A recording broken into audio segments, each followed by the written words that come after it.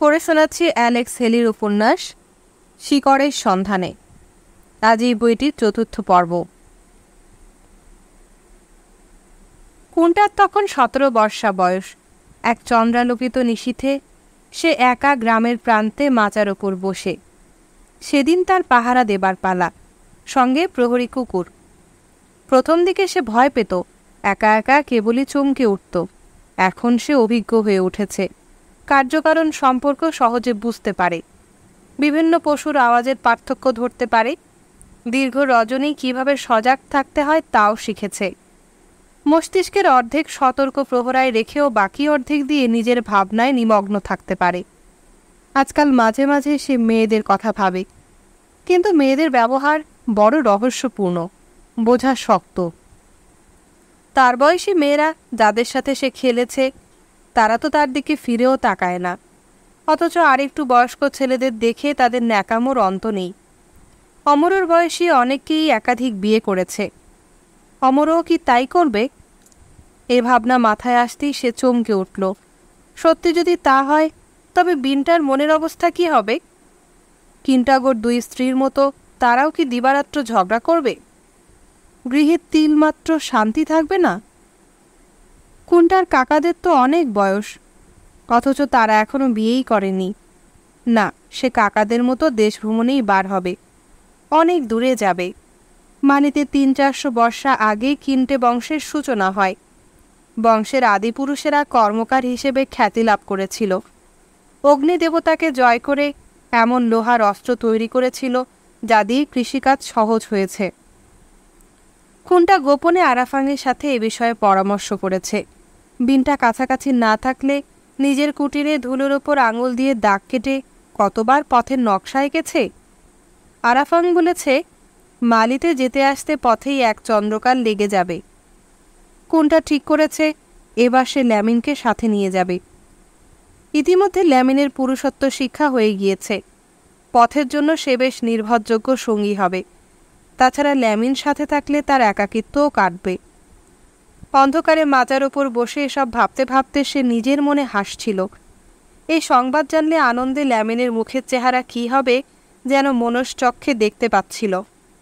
কিন্তু সবার আগে অমরকে বলা দরকার। অবশ্য সে জানে অমর আপত্তি করবে না। বিনটাও এখন আগের মতো উদ্বিগ্ন হবে না। মালি থেকে কুন্টা তার মায়ের জন্য চমৎকার উপহার নিয়ে আসবে। কয়েক বর্ষা পরে সে আবার ভ্রমণে বেরোবে। সেবার সে বহু দূরে সেই অন্তহীন বালির রাজ্যে যাবে, যেখানে উট নামে অদ্ভুত জানোয়ারগুলি থাকে। দীর্ঘ পথের জন্য জল সঞ্চয় করে রাখতে তাদের পিঠে দুটো পুঁজ থাকে। পরে কুন্টা পবিত্র মক্কাতেও তীর্থ করতে যাবে। পবিত্র মক্কা শরীফের দিকে মুখ করে তাকাতে গিয়ে সে দূরের ক্ষেত্রের ওপারে একটা স্থির হলদে আলো দেখতে পায়। ফুলানি উপজাতির পশুপালকেরা চারণভূমিতে তাদের প্রাতরাশ রান্না করছে। কুন্টার খেয়ালই ছিল না কখন পূব আকাশে প্রত্যুষের আলো ফুটে উঠেছে। কুন্টা বাড়ির দিকে ছুটল। বনো ফুলের সুগন্ধ ভেসে আসছিল, ঘাসের ওপর শিশিরকণার ঝিকিমিকি। চিলগুলো শিকারের সন্ধানে মাথার ওপর চক্রাকারে ঘুরছে। ক্ষেতের ধারে ধারে খানাখন্দে ব্যাঙের হাঁকাহাঁকি। নিচু ঘন ঝোপগুলোর ধার দিয়ে যেতে যেতে সে গরান গাছের তীব্র মদির গন্ধ পেল।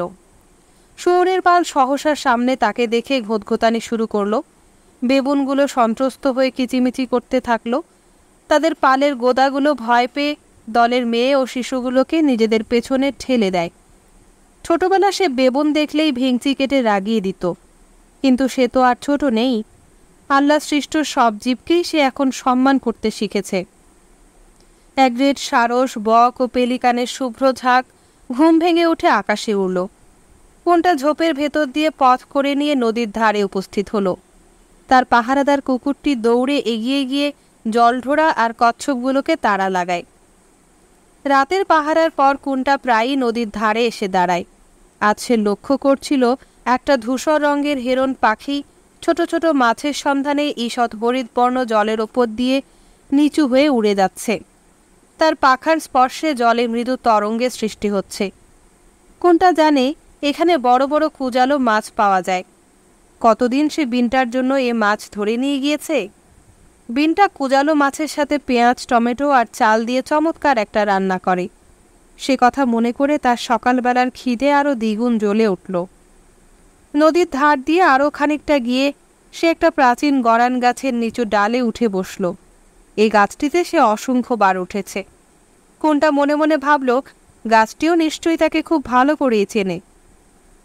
তার পছন্দসই জায়গাটিতে চড়ে বসে প্রথম সূর্যের আলোকে নদীর বাঁক পর্যন্ত চারদিকে সে পরিষ্কার দেখতে পাচ্ছিল।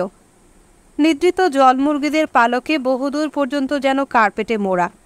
দূরে মেয়েদের ধানের ক্ষেত, আর তার মাঝে মাঝে বিক্ষিপ্তভাবে ছোট্ট শিশুদের জন্য তৈরি বাঁশের চালা। শিশু বয়সে সে এর কোনোটিতে ছিল। এই প্রত্যুষকালে চারিদিকের অপরূপ দৃশ্য কোনটার হৃদয়ে একটা আশ্চর্য প্রশান্তিতে ভরিয়ে দিল। গ্রামের মসজিদে প্রার্থনা সভায় বসেও এই আনন্দ সে পায় না। পৃথিবীর সকল মানুষ এক, প্রকৃতি রাজ্যের সকল প্রাণী আল্লাহর অধীন। নতুন করে এ সত্য তার উপলব্ধি হল। ইন্দ্রিয়গ্রাহ্য সকল বস্তু যা সে এখান থেকে দেখছে, শুনছে, উপভোগ করছে, তা কেবলমাত্র তার জন্য নয়। মানুষের স্মরণকালের বহু পূর্ব থেকে এ বস্তু ছিল। তার অধস্তন বহু পুরুষ পরেও থাকবে। তার নিজস্ব একটি ঢাক তৈরি করবার উপযুক্ত কাঠ সে অনেক দিন ধরে খুঁজছিল। ল্যামিনও সেটি বাজাতে পারবে। আজই সে একটি গাছ খুঁজে নিয়ে কেটে ফেলবে। কাঠটি শুকিয়ে ব্যবহারের যোগ্য হতে 1.5 চন্দ্রকাল লাগবে। ততদিনে সে আর ল্যামিন মালি থেকে ফিরে আসবে। সামনে মাথা সমান উঁচু ঘাস বনের ভেতর দিয়ে সে একটা গাছের দিকে এগোলো।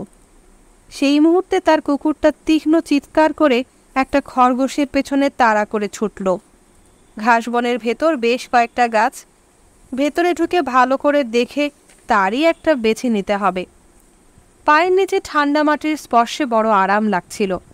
বনের ভেতরটা অন্ধকার আর ঠান্ডা। সূর্যের আলো সেখানে পৌঁছয় না। হাতের কুড়ুল আর অস্ত্র একটা গাছের ঠেস দিয়ে রেখে সে গাছগুলোতে হাত লাগিয়ে ভালো করে পরীক্ষা করছিল। হঠাৎ তার কানে শুকনো ডাল ভাঙার শব্দ এলো। মাথার উপর একটা টিয়া পাখি কর্কশ স্বরে চিৎকার করে উঠল। চকিতে পেছনে ফিরে কোনটা একটা সাদা মুখ আর উদ্যত মুগুর দেখতে পেল। সাদা মানুষ! তার চোখের সামনে সব ঝাপসা হয়ে গেল। কোনটা প্রাণপণে লোকটার পেটে একটা লাথি কষিয়ে দিল। ঠিক তখনই কোনটার মাথার পেছনে আর কাঁধের ওপর শক্ত ভারী একটা জিনিস সজোরে আঘাত করল। অসহ্য যন্ত্রণায় নুয়ে পড়েও সে তার পায়ের কাছে লুটিয়ে পড়া লোকটার দিক থেকে পেছনে ঘুরে তাকালো। দুটো কালো মানুষ বস্তা হাতে দাঁড়িয়ে, আরও একটা সাদা মানুষ, তার হাতে বেটে মোটা মুগুর। কোনটা কালো মানুষ দুটোর মুখে ঘুষি মারতে লাগলো।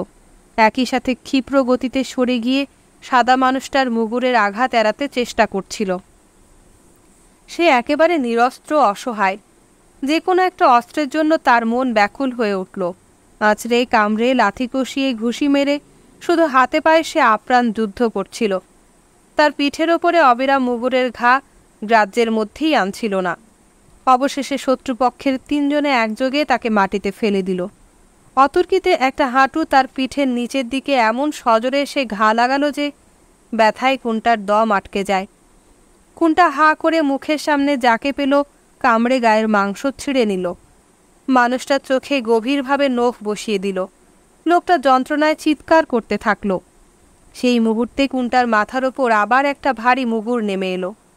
হতবুদ্ধি অর্ধচেতন অবস্থায় সে একটা কুকুরের ক্রুব্ধ চিৎকার আর সাদা মানুষের গালাগাল শুনতে পেল। তারপরেই কুকুরটার করুণ আর্তনাদ। কোনো রকমে উঠে দাঁড়াতেই আবার অবিরাম মুগুরের আঘাত। মাথা দিয়ে দরদর করে রক্ত পড়ছিল। তার ভেতর দিয়েই দেখল একজন কালো মানুষ নিজের চোখ হাতে ঢেকে রেখেছে।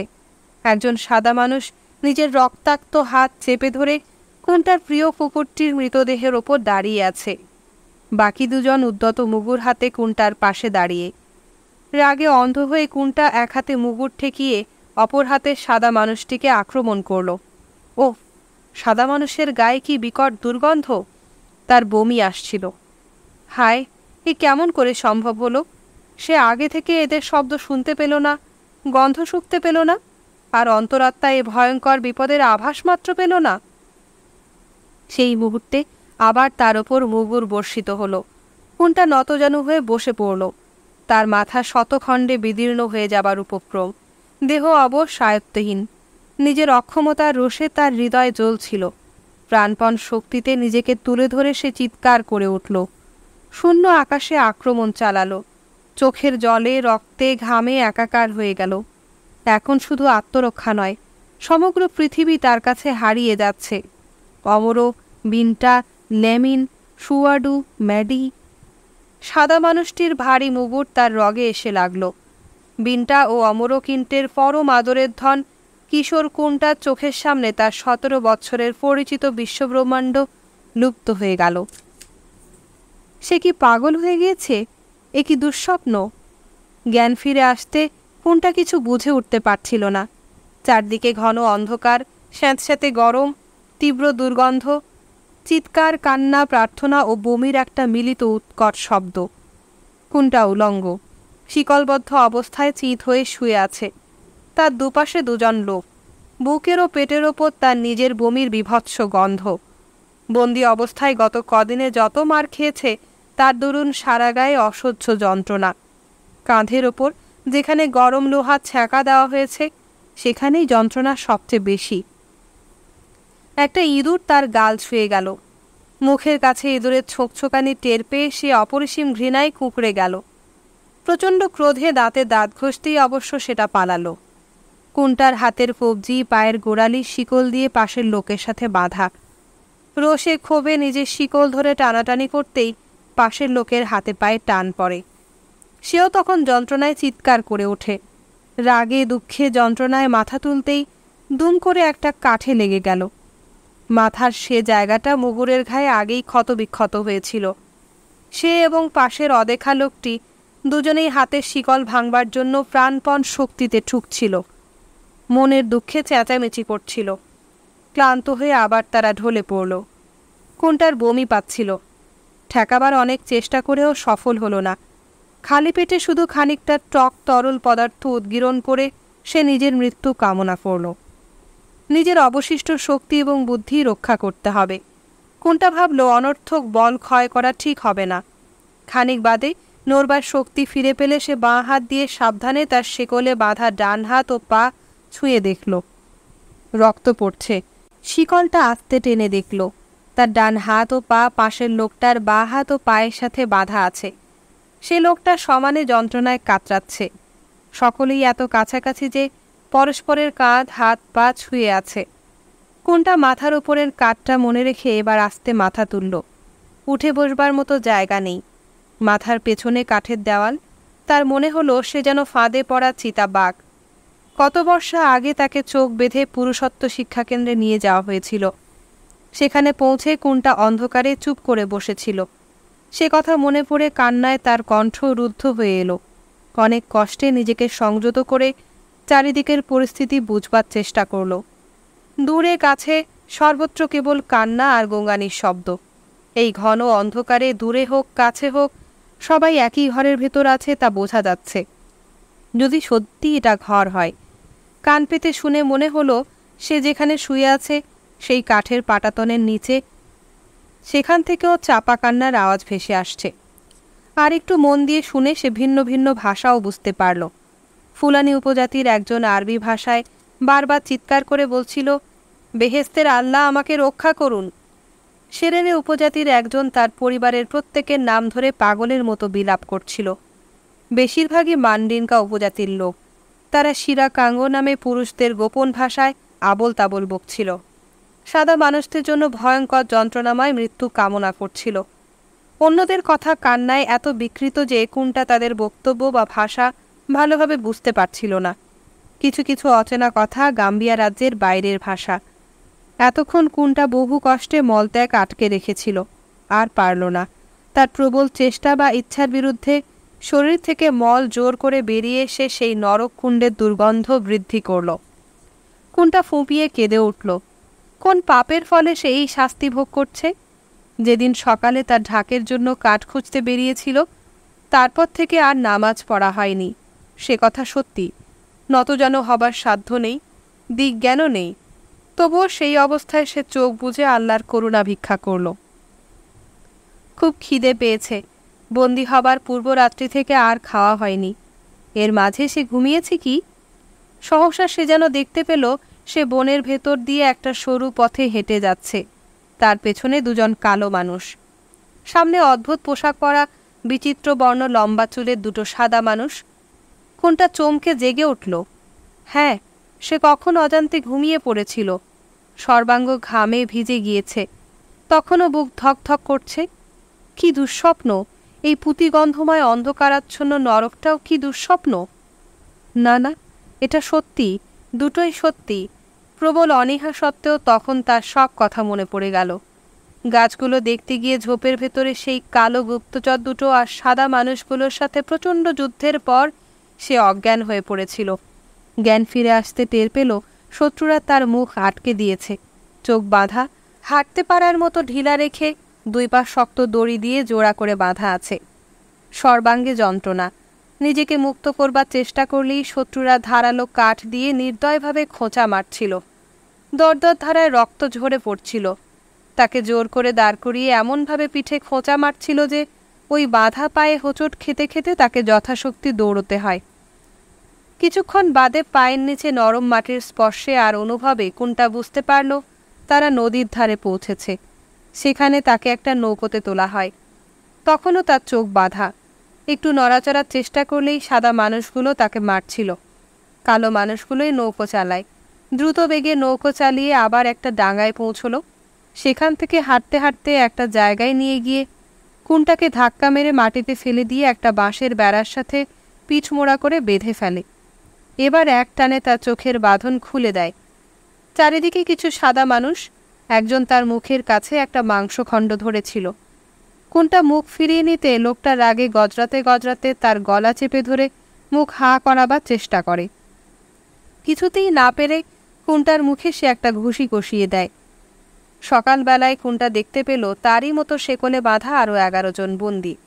তার মাঝে 6 জন পুরুষ, 3টি মেয়ে এবং 2টি শিশু, সকলেই নগ্ন। কোনটা কখনো নগ্ন নারী দেখেনি। সে সংকোচে মুখ ফিরিয়ে রাখল। পুরুষদের চোখে জ্বলন্ত ঘৃণা ও হত্যার স্পৃহা, সর্বাঙ্গে বেত্রাঘাতের রক্তাক্ত চিহ্ন। মেয়েরা কাঁদছিল। একজন তাদের পুড়িয়ে দেওয়া গ্রামের আর প্রিয়জনদের নাম ধরে ডাকছিল। অপর একজন নিজের কল্পিত শিশুকে কোলে নিয়ে দোলাতে দোলাতে আদর করছিল আর করুণ স্বরে বিলাপ করছিল। তৃতীয় জন থেকে থেকে আর্তনাদ করে আল্লাহর কাছে যাবার ইচ্ছা প্রকাশ করছিল। অসহ্য ক্রোধে কোনটা তার বাঁধন খুলে ফেলবার চেষ্টা করতেই আবার মুগুরের আঘাতে জ্ঞান হারিয়ে ফেলল। জ্ঞান ফিরে আসতে দেখতে পেল তাকেও নগ্ন করা হয়েছে। সকলের মাথা কামিয়ে ফেলেছে আর সারা দেহে তেল মাখানো হয়েছে। দুপুর নাগাদ আরও 2 জন সাদা মানুষ এলো। চর দুটো এবার একগাল হেসে বন্দীদের বাঁধন খুলে দিয়ে তাদের সারিবদ্ধ হয়ে দাঁড়াতে আদেশ করল। রোষে শঙ্কায় কোনটার দেহ কঠিন হয়ে উঠল। নতুন সাদা মানুষদের মাঝে একজনের বেটে শক্ত সমর্থ চেহারা, তার চুল সাদা। অপরজনের লম্বা বিরাট চেহারা, মুখমণ্ডলে অনেকগুলো গভীর কাটার দাগ, কপালে ভ্রুকুটি। কিন্তু ভাবে মনে হলো সাদা চুলের লোকটির ভূমিকাই বেশি গুরুত্বপূর্ণ। প্রত্যেকের দিকে এক নজর তাকিয়ে লোকটি কোনটার দিকেই ইঙ্গিত করল। ভয়ে পিছিয়ে যেতে পিঠের ওপর নিদারুণ কষাঘাতের যন্ত্রণায় সে চিৎকার করে উঠল। একটা চট তাকে জোর করে ধরে নতজানু করল। সাদা চুলের লোকটা কোনটার ঠোঁট ফাঁক করে দাঁতগুলো পুঙ্খানুপুঙ্খভাবে পরীক্ষা করে দেখল। আরেক হাত চাবুক মেরে তাকে উঠিয়ে দাঁড়া করানো হলো। লোকটা এক এক করে তার চোখ, বুক, পেট পর্যবেক্ষণ করে দেখল। পুরুষাঙ্গে হাত পড়তেই কোনটার কণ্ঠ থেকে আচমকা অবরুদ্ধ চিৎকার নিঃসৃত হলো। 2 গুপ্তচর বেত মেরে এবার তাকে উঁবু করে দাঁড় করালো। কোনটা সভয়ে অনুভব করল তার পাছা ফাঁক করে পরীক্ষা করা হচ্ছে। কোনটাকে অবহেলা ভরে সরিয়ে দিয়ে অন্যদেরও একইভাবে পরীক্ষা করা হলো। ক্রন্দনরতা মেয়ে 3টিকেও তাদের গোপন অঙ্গ পরীক্ষা করাও বাদ গেল না। কঠোর শাসন আর কষাঘাতের তাড়নায় বন্দীদের আবার বাঁশের খাঁচায় পুড়ে ফেলা হলো। সাদা চুল আর কাটার দাগ লোক দুটো একটু আলাদা হয়ে দাঁড়িয়ে নিজেদের মধ্যে কথা বলে নিল। তারপর এগিয়ে এসে অপর একটা সাদা মানুষকে ডাকল। কোনটা এবং আরও 3টি পুরুষ ও 2টি মেয়েকে তাদের পছন্দ হয়েছে। অপর সাদা মানুষটি মহা বিপদগ্রস্তভাবে অন্য বন্দীদের দেখিয়ে কাকতি মিনতি করতে থাকল। কিন্তু সাদা চুল অটল। অবশেষে এই পক্ষের পীড়াপিড়িতে মহা বিরক্ত হয়ে সে এক টুকরো কাগজে কিছু একটা লিখে দিল। অন্য সাদা মানুষটা রাগতভাবে তাই মেনে নিল। চরগুলো কোনটাকে আবার জোর করে নিচু হয়ে সামনে ঝুঁকে বসতে বাধ্য করল। কোনটা বাধা দেবার আপ্রাণ চেষ্টা করেও বিফল হলো। ভয়ে বিস্ফারিত নয়নে সে তাকিয়ে দেখল একটা সাদা মানুষ গনগনে আগুন থেকে একটা লাল হয়ে যাওয়া লম্বা সরু লোহার শিক বার করছে।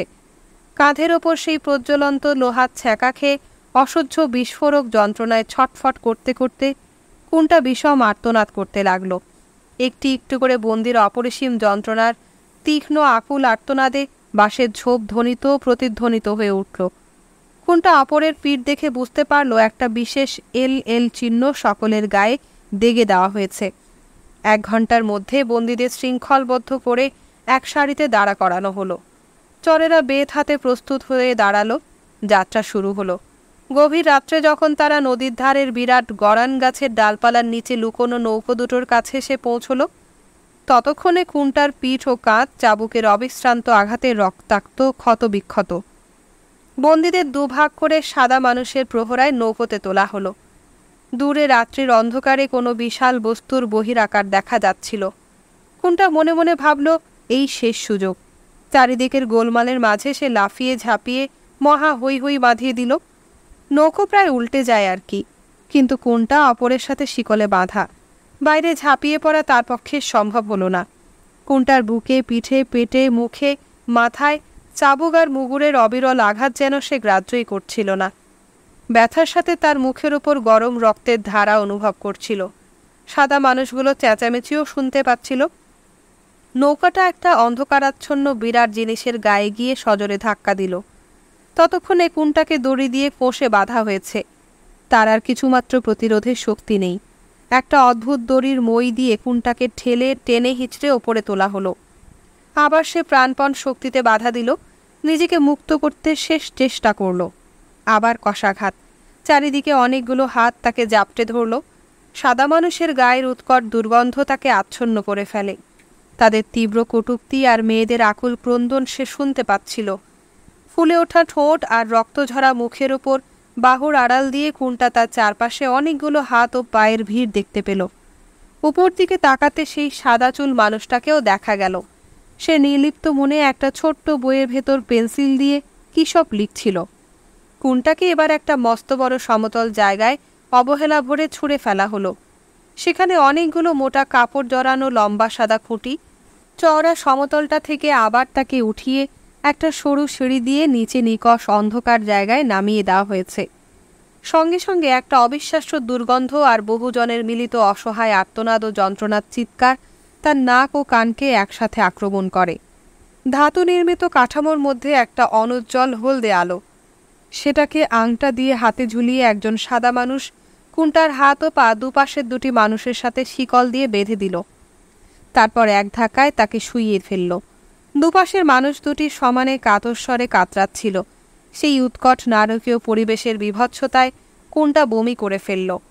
আর কিছু সে মনে করতে পারছে না। ডেকের দরজা খোলার শব্দ শুনে বুঝতে হতো সেটা রাত না দিন। তালা খুলবার শব্দ পেলেই সে মাথাটা যথাসম্ভব তুলত। 4টে সাদা মানুষের ছায়ামূর্তি নেমে আসত। দুজনের হাতের দপদপে আলো আর চাবুক, আর দুজন খাবারের টব ধরে নামত। মাঝখানে সরু গলি দিয়ে চলতে চলতে তারা প্রত্যেক বন্দির পাশে একটা টিনের পাত্রে খাবার রেখে দিয়ে যেত। ওই কদর্য নোংরার ওপরেই খাবার রাখত। কুনটা প্রতিদিন না খেয়ে মরবে বলে দাঁতে দাঁত চেপে থাকত, কিন্তু জঠরের আগুন ক্রমেই দাউ দাউ করে জ্বলে উঠত। প্রহারের যন্ত্রণার থেকেও যেন সেটাই বেশি। কুনটাদের পাটাতনে খাবার দিয়ে লোকগুলো আরও নিচের পাটাতনে চলে যেত। মাঝে মাঝে নতুন বন্দি ধরে নিয়ে এসে শক্ত তক্তার ওপর খালি জায়গাগুলোতে বেঁধে রাখত। তারা ভয়ে যন্ত্রণায় চিৎকার করতে থাকত। একদিন তাদের মাথার উপর ছাদে একটা নতুন ধরনের চাপা গুমগুমে শব্দ শুরু হলো। পুরো ছাদটা যেন কাঁপছিল। কুনটা উৎকর্ণ হয়ে উঠল। আরও যারা শুনতে পেয়েছিল কান্না থামিয়ে সবাই ব্যাপারটা বুঝতে চেষ্টা করে। মাথার ওপর অনেকগুলো পায়ের শব্দ, খুব ভারী কি একটা বস্তু খুব ধীরে ধীরে টেনে তোলার ক্যাচক্যাচে শব্দ। কুনটা নগ্ন দেহে শক্ত কর্কশ কাঠের যে তক্তার উপর শুয়েছিল তার ভেতর দিয়ে একটা বিচিত্র শিহরণ বয়ে যাচ্ছে। কুনটার বুকের ভেতর একটা উদ্বেগ ও কঠোর প্রতিরোধ ঘনিয়ে এলো। দেহ যেন পাথরের মতো কঠিন হয়ে এলো। চারিদিকে শৃঙ্খলের ঝনঝন শব্দ। বন্দীরা সকলেই যথাসাধ্য দেহ তুলে ধরে একটা অজানা আশঙ্কায় ব্যাকুল হয়ে আছে। কুনটার শরীরের সকল রক্ত যেন মাথায় গিয়ে আছড়ে পড়ে। পরমাত্মা ভয়ে শুকিয়ে যায়। যেভাবেই হোক তারা বুঝতে পারছিল তাদের এই অস্থায়ী বাসস্থানটা নড়ে উঠেছে, অর্থাৎ তাদেরকে সে জায়গা থেকে সরিয়ে নেওয়া হচ্ছে। হতভাগ্যের দল কাতর কণ্ঠে আল্লাহকে আহ্বান করে দয়া ভিক্ষা করতে লাগলো। কাঠের তক্তায় লোহার শিকলে মাথা ঠুকে চেঁচিয়ে কাঁদতে শুরু করলো। বুক ফাটা আর্তনাদ, অসহায় কান্না, হৃদয় উজাড় করা প্রার্থনা আর থামে না। কোনটা মর্মে মর্মে বুঝতে পারছিল তার জন্মভূমি আফ্রিকাকে সে জীবনে আর কখনো দেখতে পাবে না। ততক্ষণে কাঠের তক্তার ভেতর দিয়ে, তার দেহের ভেতর দিয়ে একটা মৃদু দোলার গতি নিশ্চিতভাবে অনুভব করা যাচ্ছে। চিৎকার করে করে কুন্টার বাকশক্তি নিঃশেষ হয়ে গিয়েছে। সে শুধু মনে মনে তীক্ষ্ণ স্বরে অবিরত উচ্চারণ করছিল, সাদা মানুষদের হত্যা করো, তাদের গুপ্তচর বিশ্বাসঘাতক কালোদেরও হত্যা করো। যখন পাটাতনের ডালা খুলে গেল, কুন্টা আপন মনে নিঃশব্দে কাঁদছে। 4টে সাদা মানুষ খাবার নিয়ে নামছিল। কুন্টা দাঁতে দাঁত চেপে ক্ষুধার যন্ত্রণা রোধ করবার চেষ্টা করল।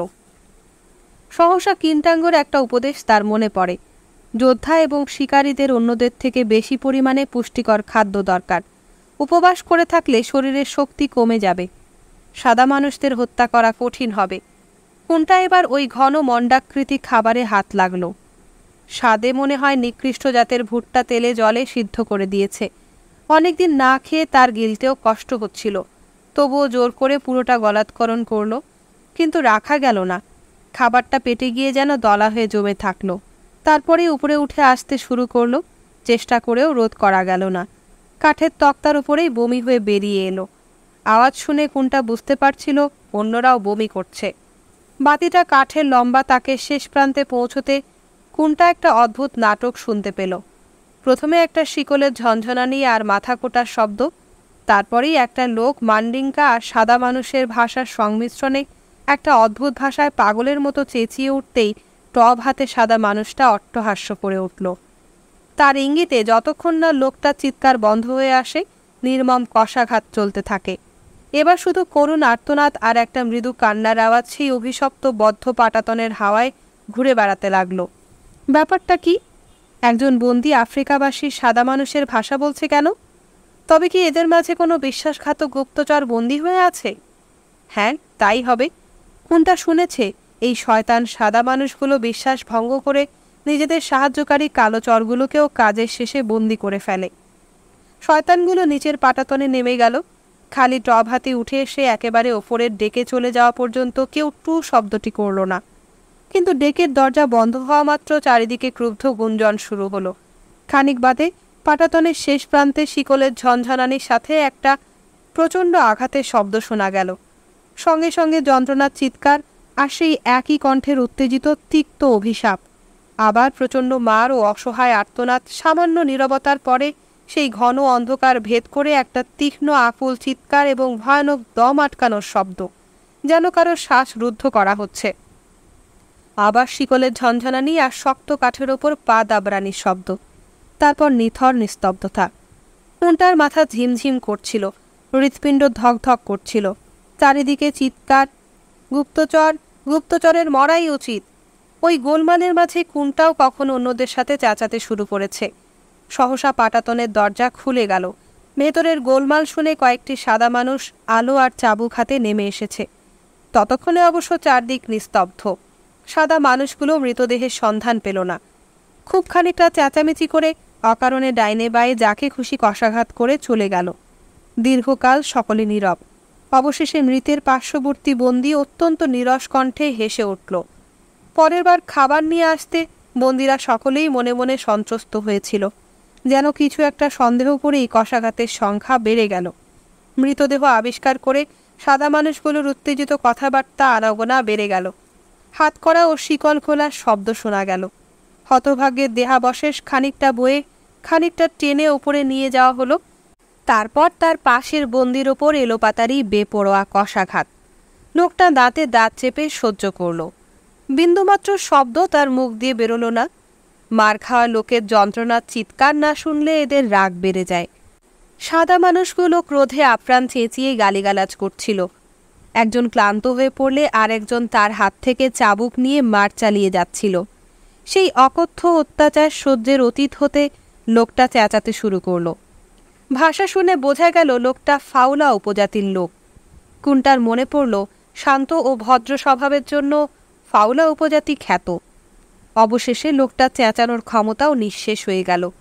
সাদা মানুষগুলো ক্লান্তিতে হাঁপাতে হাঁপাতে কটুবাক্য বর্ষণ করতে করতে দুর্গন্ধে অতিষ্ঠ হয়ে কোনো ক্রমে উপরে উঠে গেল। ফাউলা লোকটির গোঙানিতে চারদিক বিদীর্ণ হচ্ছিল। তারই মাঝে মান্ডিনকা ভাষায় একটি পরিষ্কার কণ্ঠস্বর ভেসে এলো, সকলে এর বেদনা ভাগ করে নাও, এখানে আমরা এক গ্রামবাসীর মতো। এ কোনো বয়োজ্যেষ্ঠের কথা, যথার্থ বলেছে। ফাউলা উপজাতির লোকটির সাথে কুন্টাও দুঃখ ভোগ করছিল।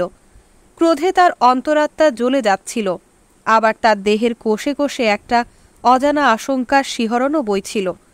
কখনো বা সে নিজের মৃত্যু আকাঙ্ক্ষা করে, কিন্তু না, তাকে প্রতিশোধ নিতে হবে। তার সামনে দুটি মাত্র বিকল্প, হয় তারা সবাই এই কল্পনাতীত বিভৎসতার মধ্যে তিলে তিলে মৃত্যুবরণ করবে, নতুবা যে কোনো প্রকারে এই শয়তানগুলোকে পরাভূত করে হত্যা করতে হবে। সেই অচিন্তনীয় কদর্য অপরিচ্ছন্নতার মাঝে মাছি উকুন অবাধে বৃদ্ধি পেয়ে হাজার হাজার সংখ্যায় পুরো পাটাতন আচ্ছন্ন করে ফেলল। তাদের দংশনের যন্ত্রণা, চুলকানি ক্রমশ বাড়ছিল। শরীরের খাঁজে যেসব জায়গায় চুল জন্মায় সেখানেই এদের অত্যাচার বেশি। দেহ যেন জ্বলে যায়।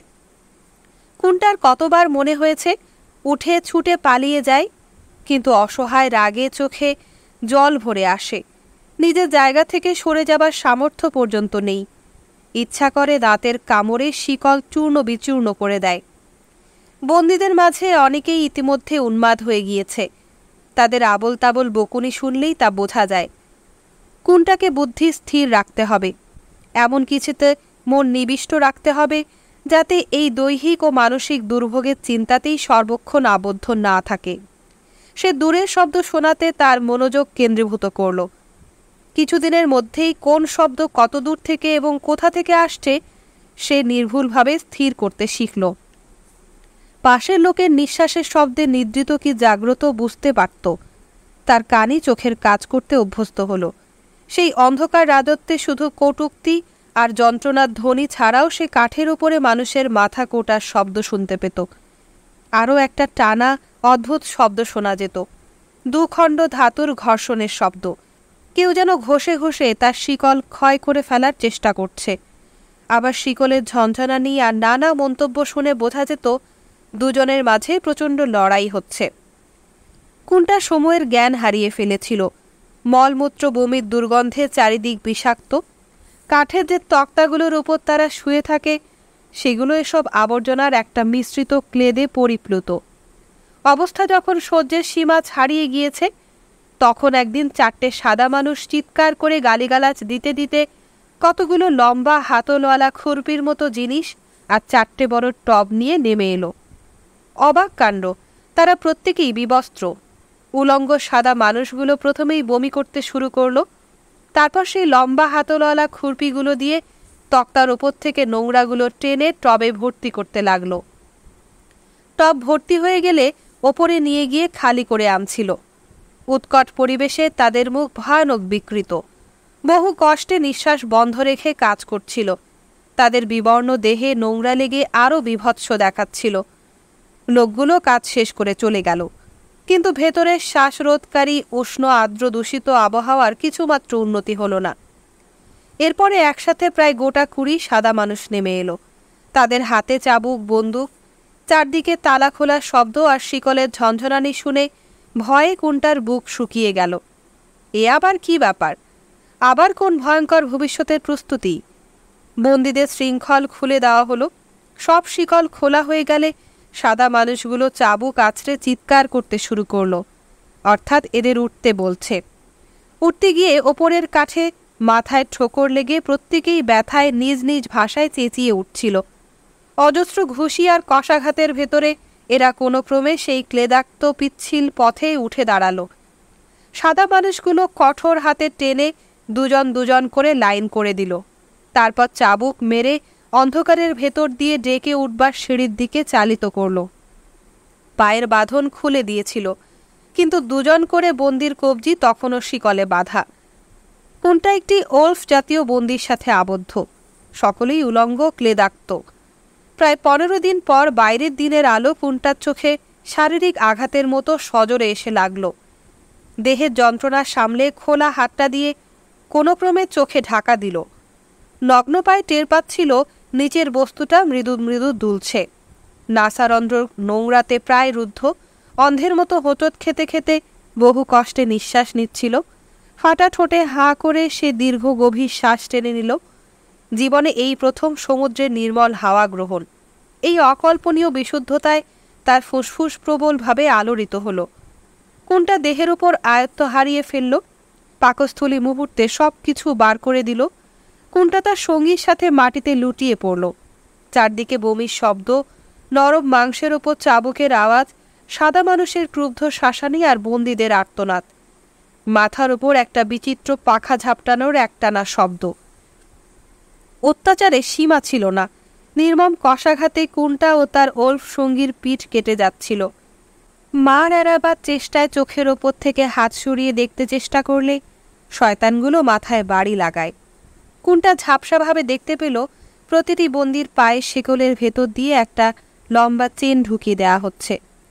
নিচে যত সাদা মানুষ দেখা গিয়েছিল, ওপরে তারা সংখ্যায় অনেক বেশি। উজ্জ্বল সূর্যালোকে তাদের আরও বিবর্ণ, আরও ভয়ানক কুৎসিত দেখাচ্ছে। সারা মুখে রোগের কদর্য ক্ষতচিহ্ন। অদ্ভুত লম্বা চুলগুলো বিচিত্র বর্ণ, হলুদ, লাল, কালো। কারো কারো মুখে চিবুকের নিচেও চুল। কেউ বা হাড় জিরজিরে, কেউ অতিরিক্ত মোটা, কারো মুখে বিশ্রী কাটার দাগ, কারো একটা হাত বা চোখ বা একটা অঙ্গ নেই। অনেকেরই সারা পিঠে কষাঘাতের গভীর চিহ্ন। বেশিরভাগেরই সামান্য কটি মাত্র দাঁত অবশিষ্ট আছে। মুহূর্তে কোনটার মনে পড়ে গেল ওরা কিভাবে তাদের দাঁতগুলো পরীক্ষা করছিল। রেলিংয়ের ধারে ধারে মানুষগুলো পাহারা দিয়ে দাঁড়িয়ে আছে। হাতে চাবুক বা লম্বা ছুরি, কারো হাতে একটা ভারী ধাতুর লাঠি, তার এক প্রান্তে ফুটো, আর সকলের পেছনে এক অকল্পনীয়, অদৃষ্টপূর্ব, অবিস্মরণীয় দৃশ্য। তরঙ্গ বিক্ষুব্ধ অনন্ত নীল বাড়ি রাশি। কোন দিকে তার কুল কিনারা দেখা যায় না। মাথার ওপর সেই পাখা ঝাপটানোর শব্দের দিকে তাকিয়ে কোনটা দেখতে পেল একাধিক বিশাল সাদা কাপড় বিরাট বিরাট লম্বা খুঁটিতে মোটা দড়ি দিয়ে বাঁধা। কাপড়গুলো হাওয়া লেগে ফুলে উঠেছে। প্রকাণ্ড নৌকোটা মাঝখানে উঁচু বাঁশের বেড়া দিয়ে বিভক্ত। বাঁশের অবরোধের ঠিক মাঝখানে ভয়ঙ্কর দর্শন ধাতুর তৈরি একটা বিশাল কালো মুখ। তাতে মস্ত মোটা ফাঁপা একখানা লম্বা কাণ্ড লাগানো আছে। আশেপাশে আরও অনেক ধাতুর দণ্ড, সবগুলোই এই নিরস্ত্র নগ্ন বন্দীদের দিকে মুখ করে রাখা। একটা লম্বা চেন দিয়ে তাদের সকলের পায়ের শিকল একত্রে আবদ্ধ করা হচ্ছিল। কোনটা এবার তার পাশের বন্দীটির দিকে ভালোভাবে তাকিয়ে দেখল। অমরর বয়সী লোক, তার চেহারায় ওলফ উপজাতির বৈশিষ্ট্য স্পষ্ট। গায়ের রং ঘোরতর কৃষ্ণ। মাথা থেকে পা পর্যন্ত সারা গা নোংরা মাখানো। তার পিঠে কষাঘাতের ক্ষত থেকে রক্ত ঝরছিল, আর যেখানে গরম লোহা দিয়ে এল চিহ্ন দেয়া হয়েছে সেখান থেকে পুঁজ গড়াচ্ছে। ওলফটিও একই বিস্ময়ে ভরা চোখে কোনটাকে দেখছিল। এবার অন্য বন্দীদের দিকে তাকাবার সুযোগ হলো। বেশিরভাগই ভয়ে কাঁপছে, অর্থহীন বকছে। চেহারা উপজাতিগত বিশেষ উল্কি, মান্তের চিহ্ন ইত্যাদি দেখে বোঝা যাচ্ছিল ফাউলা, জোলা, সেরেরে, ওলফ সব রকমের লোকই এর মাঝে আছে। তবে মান্ডিনকা উপজাতির লোকই বেশি। কিছু কিছু বন্দীকে বালতি করে সমুদ্রের জল তুলে স্নান করানো হচ্ছিল। কিছু সাদা মানুষ লম্বা হাতলের বুরুশ দিয়ে ওদের ঘষছিল। ওরা যন্ত্রণায় চেঁচাচ্ছিল। কোনটার কাটা ও পোড়া ঘায়ে ওই লবণাক্ত জল পড়তে সেও যন্ত্রণায় চেঁচিয়ে উঠল। শক্ত বুরুশের ঘষায় শুধু গায়ের সাথে সেঁটে থাকা জমা নোংরাগুলো খসে পড়ছিল না, ক্ষতের মুখও খুলে যাচ্ছিল। রক্ত ও পুঁজ মেশানো জল গড়িয়ে পড়ছিল। স্নান হয়ে গেলে বন্দীদের ডেকের মাঝখানে জড়ো করা হলো। এত কষ্ট সত্ত্বেও সূর্যের তাপে কোনটার আরাম হচ্ছিল। নিজেকে অনেক দিন পর ভারী পরিচ্ছন্ন মনে হচ্ছিল। প্রায় 20টি অল্প বয়সী মেয়ে ও 4টি বালক বালিকা অবরোধের অপর প্রান্ত থেকে ছুটতে ছুটতে এলো। সকলেই নগ্ন ও শৃঙ্খলমুক্ত। পেছনে চাবুক হাতে দাঁত বার করে হাসতে হাসতে দুটি সাদা মানুষ। সাদা মানুষগুলো সবাই বিবস্ত্র মেয়েগুলোকে দেখে বিদ্রূপ ও অশ্লীল অঙ্গভঙ্গি করছিল। রাগেই কুন্টার সর্বাঙ্গ জ্বলে যাচ্ছিল। অতি কষ্টে সে মুখ ফিরিয়ে থাকল। রেলিংয়ের ধারের একটা সাদা মানুষ এক ধরনের ভাঁজ করা জিনিস একবার টেনে একবার বন্ধ করে অদ্ভুত ফোঁস শব্দ বার করছিল, আর একজন একটা আফ্রিকার ঢাক বাজাতে শুরু করলো। দুটো লোক লম্বা দড়ি ধরে থাকলো, বাকিরা এলোমেলো দাঁড়িয়ে এক পা দড়ির ভেতর দিয়ে তালে তালে লাফাতে লাগলো, যেন বন্দীদের পায়ে লম্বা চেন সত্ত্বেও ওইভাবে লাফাতে ইঙ্গিত করছে। কিন্তু বন্দীরা ভয়ে অনড় হয়ে রইল। এবার সাদা মানুষদের মুখের হাসি ভ্রুকুটিতে পরিণত হলো। তারা চাবুক আঁচড়াতে লাগলো। মেয়েদের মাঝে সবচেয়ে বয়স্কাটি বিন্টার বয়সী হবে। সে হঠাৎ মান্ডিনকা ভাষায় চেঁচিয়ে উঠল, লাফাও বলে সে নিজেও লাফাতে শুরু করল। তার চকিত দৃষ্টিতে অগ্নি বর্ষিত হচ্ছিল। সে মেয়েদের আর বালক বালিকাদের দিকে জ্বলন্ত দৃষ্টিতে তাকাতে তারাও লাফাতে শুরু করল। এবার সে নগ্ন পুরুষদের দিকে তাকিয়ে আবার তীক্ষ্ণ চিৎকার করে বলল, লাফাও, সাদা মানুষদের হত্যা করো। যুদ্ধের নাচের ভঙ্গিতে সে হাত পা ছুটতে লাগল। তার কথার তাৎপর্য মস্তিষ্কে ঢুকতে একটু সময় লাগল। তারপর শিকলে বাঁধা পুরুষেরাও একে একে লাফাতে শুরু করল। প্রথম দুর্বল পায়ে হোঁচট খেতে খেতে, ক্রমশ সহজভাবে। ডেকের ওপর শিকলের ঝনঝন আওয়াজ হতে থাকল। বয়স্কা মহিলার গানের সাথে ক্রমশ মেয়েরাও গলা মেলালো। গানের মধুর সুরে প্রচ্ছন্ন হয়ে থাকল তার কথাগুলোর ভেতর নিষ্ঠুরতার বিবরণ।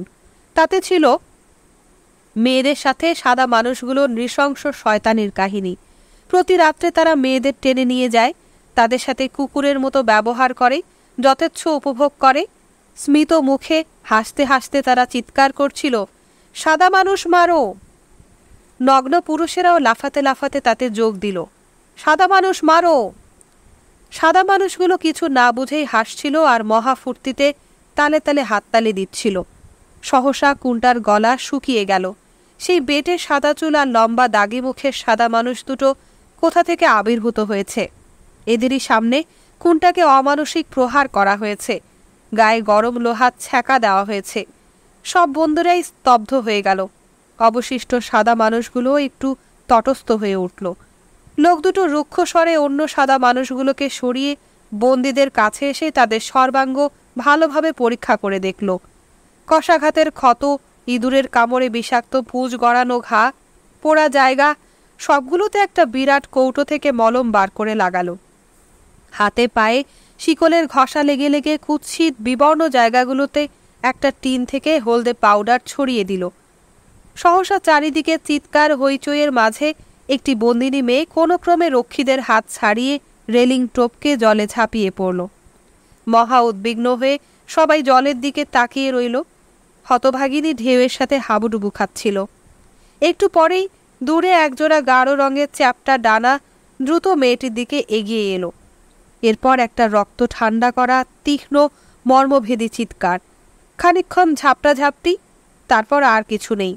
শুধু খানিকটা প্রগাঢ় রক্তচিহ্ন অশান্ত জলরাশির ওপর প্রকট হয়ে উঠল। ঘটনার ভয়ঙ্করতায় বিমূঢ় বন্দীদের সেদিন বিনা আয়াসেই আবার শিকলে বেঁধে নিচে নিয়ে যাওয়া গেল।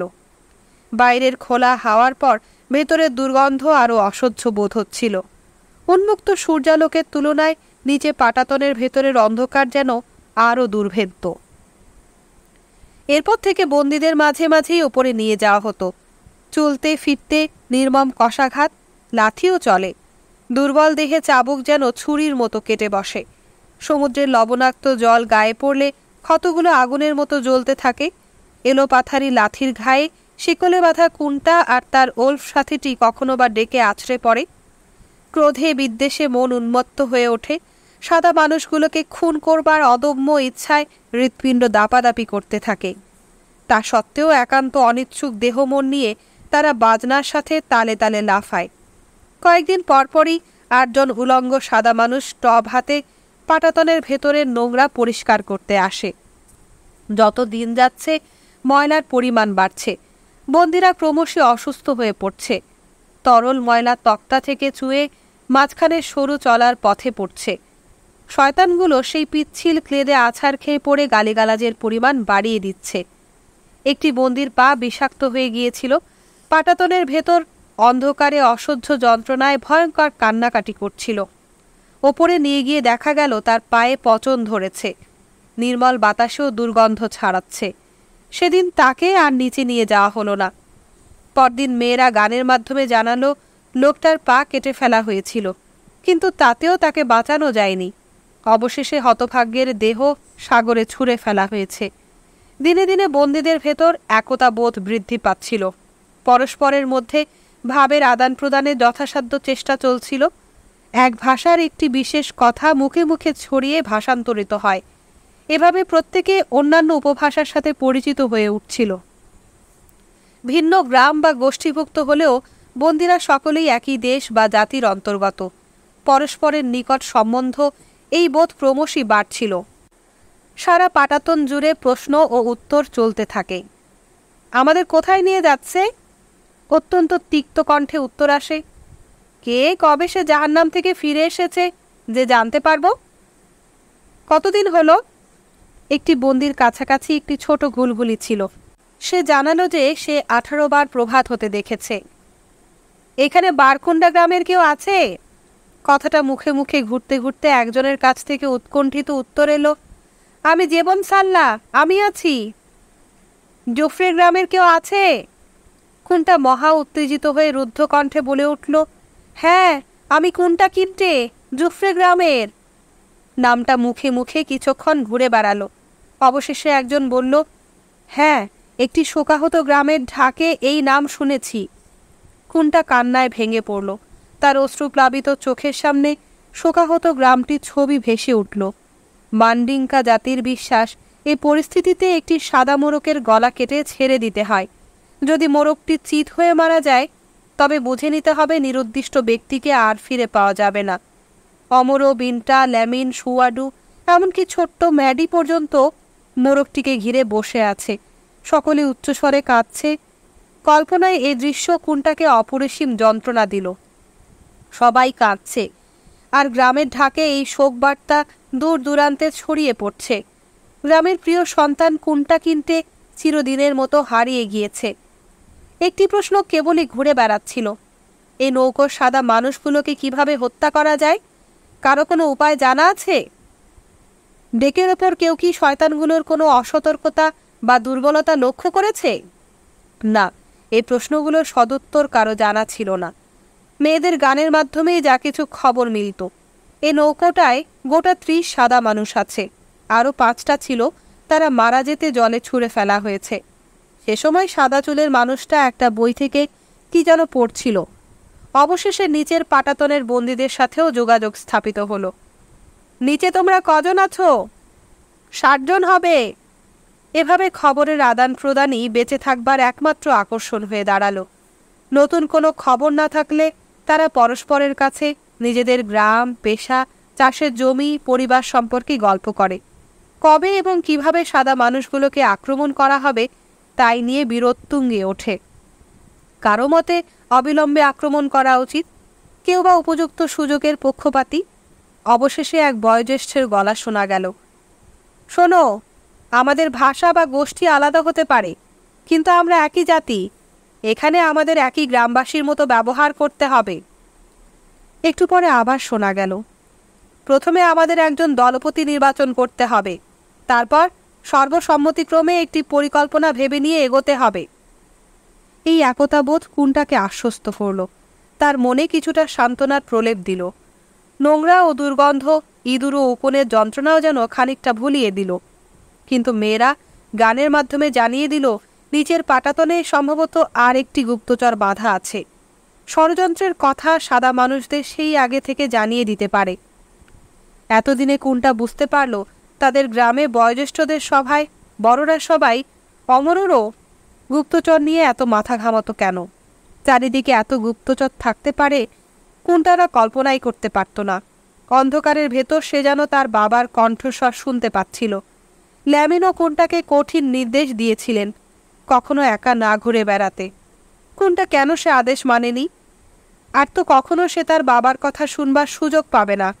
এমন করে কেউ কখনো সস্নেহ নির্দেশও দেবে না। এখন থেকে নিজের ভাবনা নিজেকেই ভাবতে হবে।